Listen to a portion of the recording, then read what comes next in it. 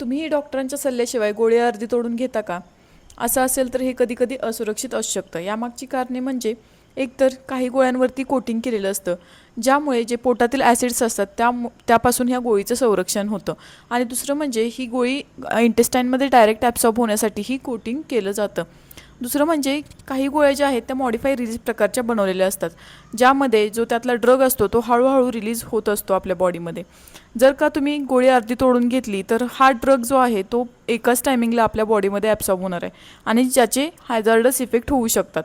तिसरं म्हणजे बऱ्याच वेळेला या गोळ्यांमध्ये ड्रग जो असतो तो एकसारखा पसरलेला नसू शकतो, ज्यामुळे तुम्हाला इनॲक्युरेट डोसिंग होऊ शकतं.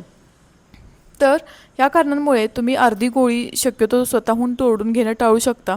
आणि दुसरं म्हणजे तुम्ही ही गोळी जी आहे ती कधी अर्धी घेऊ शकता, तर जेव्हा डॉक्टर तुम्हाला सजेस्ट करतात तेव्हा तुम्ही घ्या. दुसरं म्हणजे काही गोळ्यांवरती बघा अर्धी रेष असते किंवा खाच मारलेली असते, अशा गोळ्या तुम्ही ज्या आहेत त्या अर्ध्या करून घेऊ शकता.